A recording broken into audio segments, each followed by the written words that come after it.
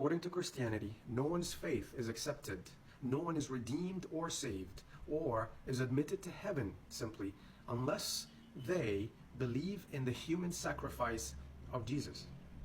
And in order for you to believe in the human sacrifice of Jesus, you must believe in the doctrine of the original sin of Adam. So you must believe in three doctrines, basically. One is the original sin. The second doctrine is the doctrine of atonement through sacrifice, through human sacrifice.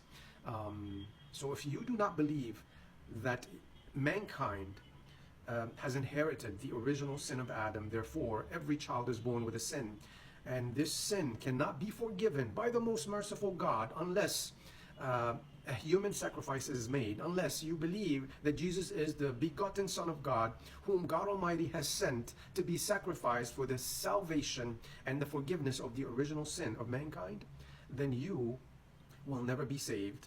You will never be admitted to heaven. Your faith is not even accepted. Let me ask you a question. Christianity only existed 2,000 years ago.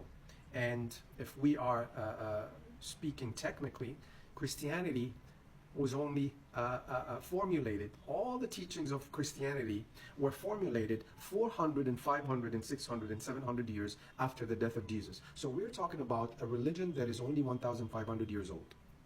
Okay. What about other nations who came before Jesus? What about other nations who came before the emergence of Christianity? What happens to them? They don't know Jesus. They do not believe in Jesus. They never seen him. They never heard anything about him. They do not believe that he is the Son of God. They do not believe that he was sent to be sacrificed so that mankind would be saved and spared and redeemed. What happens to them? We are talking about millions and millions of human beings who have lived before the era of so-called Christianity. What happens to the millions of believers who believed in God and followed all the prophets and messengers who God Almighty has sent?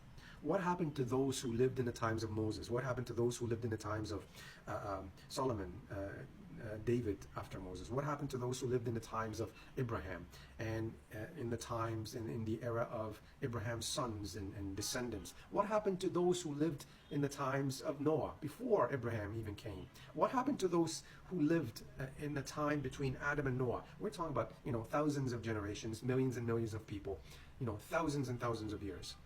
What happens to them all? And this only shows that Christianity is, the teachings of Christianity are illogical and unsensical. They make no sense whatsoever. They contradict the original message of every single prophet and messenger of God. They contradict logic. They contradict intelligence. And it also shows that Christianity, the message of Christianity was not universal. The message of Jesus, the ministry of Jesus was not universal. And he himself has confirmed this in the Bible. We do not need to look further or far away. We have biblical proof and biblical evidence that Jesus' message was not universal. He himself said, I was only sent to the lost sheep of the house of Israel. Which brings us to a very important point. Who is saved and who's not saved? And according to Christianity, only the elite are saved.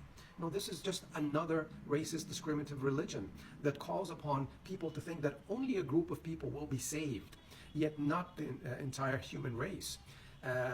Because not everyone knows about Jesus or his human sacrifice, or that he was sent to be sacrificed so that we as a human race would be redeemed.